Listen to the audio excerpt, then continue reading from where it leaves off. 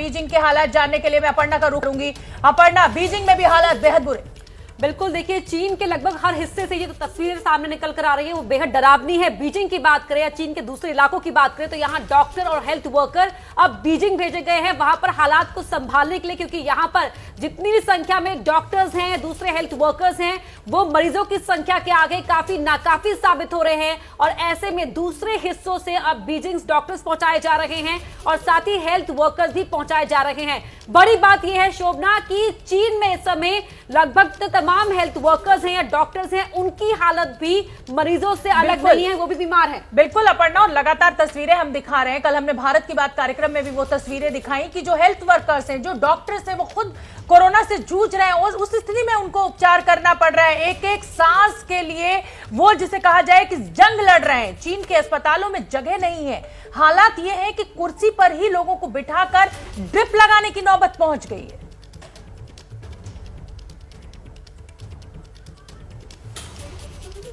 तो ये तस्वीरें आप देखिए किस तरीके के हालात हैं। अस्पताल में बेड की कमी है, कुर्सी पर लोग बैठे हुए हैं और ये तमाम वो लोग हैं जो कोरोना पीड़ित है। आप सोचिए शरीर में कितना दर्द होता है, सिर में कितना दर्द होता है, सांस लेना मुश्किल होता है और ऐसे में कुर्सी पर बैठे बैठे इनको ड्रिप लगाई गई है। मजबूरी है लोगों की, क्योंकि बिस्तर नहीं है। आप अस्पताल पहुंच भी जाइए किसी तरीके से तो वहां पर उपचार के लिए सुविधाएं नहीं है। कोरोना विस्फोट हुआ है चीन में और इतने बुरे हालात हैं कि आप सोच नहीं सकते। ये कक्षा की क्लासरूम की मैं आपको तस्वीरें इस समय दिखा रही हूं आपकी टीवी स्क्रीन पर। ये वो छात्र हैं जो अभी इस वायरस से पूरी तरह ठीक नहीं हुए हैं लेकिन पढ़ने के लिए पहुंच गए हैं और क्लासरूम में इनको ड्रिप लगाई जा रही है। ये कोरोना पीड़ित वो बच्चे हैं जो ठीक हो चुके हैं लेकिन पूरी तरह से अभी वायरस ने इनके शरीर को नहीं छोड़ा है।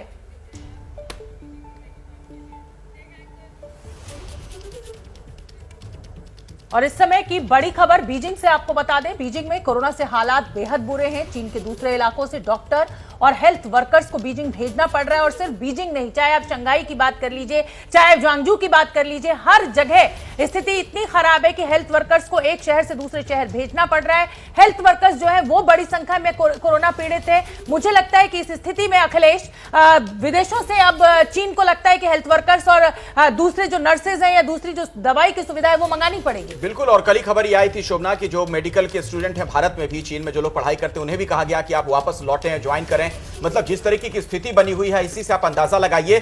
मतलब अव्यवस्था का आलम वहां पर क्या है। जो अस्पताल की तस्वीरें आप दिखा रही थी कि कई लोग एक साथ बैठे हुए हैं और बैठकर ड्रिप लगवा रहे हैं, कभी आपने भारत में शायद ही ऐसा देखा हो। बिल्कुल, स्थिति बेहद खराब है और मैं सोनल का रुख करना चाहूंगी। सोनल, बुजुर्ग, बच्चे, कोई भी हो, कोई भी उम्र हो, कोरोना से स्थिति बेहद खराब।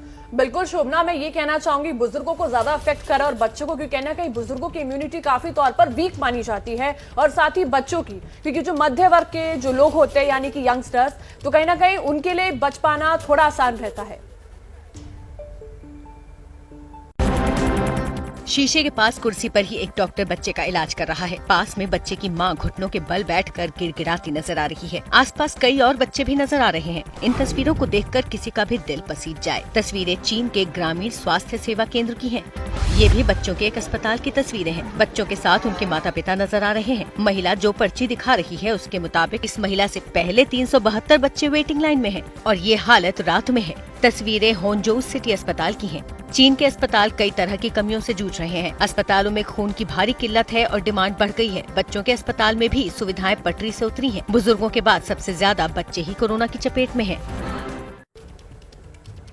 तो चीन कोरोना की पहली लहर की तरह इस बार भी मौत के आंकड़े छिपाने में लगा है। इस काम के लिए शमशान घाटों पर पुलिस की तैनाती तक कर दी गई है चीन में।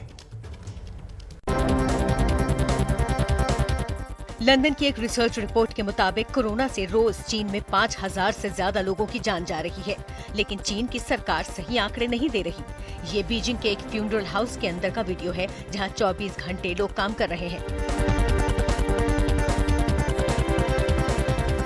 ऐसा माना जा रहा है कि चीन की सरकार कोरोना से हुई मौत के आंकड़े छिपा रही है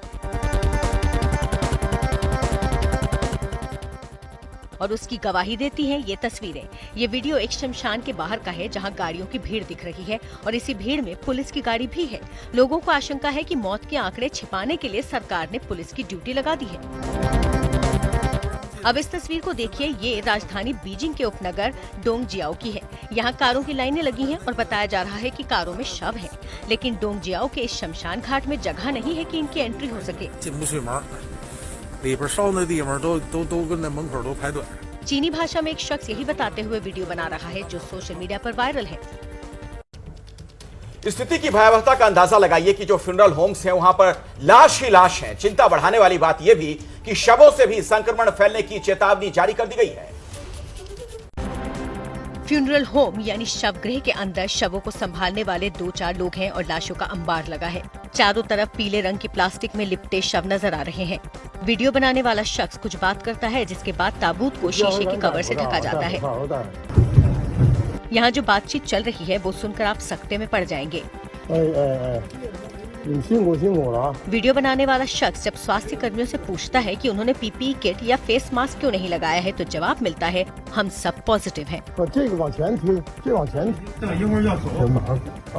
ऐसे ही यहाँ वीडियो बनाने वाला कोरोना से मारे गए लोगों के शव के ढेर को देखकर अपनी लाचारी बताते हुए कह रहा है, कौन हमारी मदद करेगा।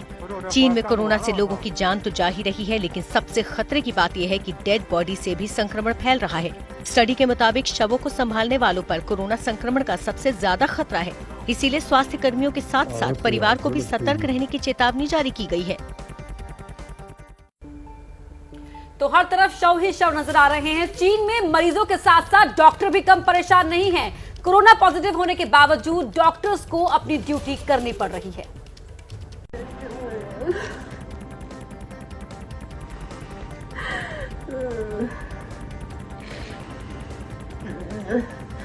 जिन डॉक्टरों को मरीज का इलाज करना है, उनके सिसक सिसक कर रोने की आवाजें आ रही हैं।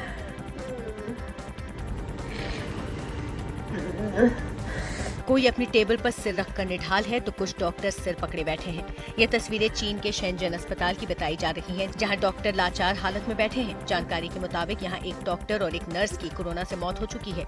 चीन में लॉकडाउन हटाने के बाद अचानक कोरोना की सुनामी आई, जिससे स्थिति हर दिन बिगड़ती जा रही है और डॉक्टर भी इसकी चपेट में है। अस्पतालों में जिस तरह मरीजों की भीड़ उमड़ रही है, उसी का नतीजा है कि कोरोना पॉजिटिव होने के बावजूद कई डॉक्टर इलाज में जुटे हैं।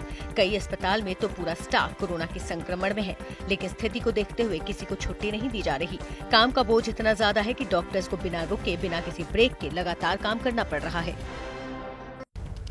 तो ये तमाम शहरों से हम स्थिति आपको दिखा रहे हैं। बीजिंग से इस समय एक बड़ी खबर आ रही है। चीन कोरोना के आंकड़े जारी नहीं कर रहा है, लेकिन निक्केई एशिया की रिपोर्ट के मुताबिक बीजिंग में संक्रमण दर 50% के पार हो चुकी है। यानी 100 में से हर 50 आदमी जिनका टेस्ट किया जा रहा है वो कोरोना पॉजिटिव है।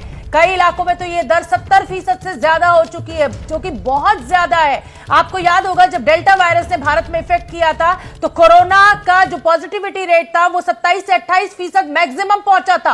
अंदाजा लगा के देखिए कि 50% इस समय जो कोरोना पॉजिटिव होने का रेट है वो बीजिंग में है। कुछ शहर ऐसे भी हैं जहां पर ये दर जो है वो 70% से ज्यादा पहुंच गए है। यानी 100 लोगों का आप टेस्ट कीजिए तो उसमें से 70 लोग कोरोना पॉजिटिव हैं। बेहद भयावह स्थिति, बेहद विकट स्थिति इस समय चीन में। और कहा यही जा रहा है कि चीन ने क्योंकि लॉकडाउन रखा 3 साल तक, उसी के चलते ये हालात इतने बिगड़े हैं। छोटे से ब्रेक के लिए यहां पर रुकेंगे। ये बड़ी कवरेज, ये खास बुलेटिन लगातार जारी है कोरोना को लेकर। हर अपडेट सबसे पहले एबीपी न्यूज पर।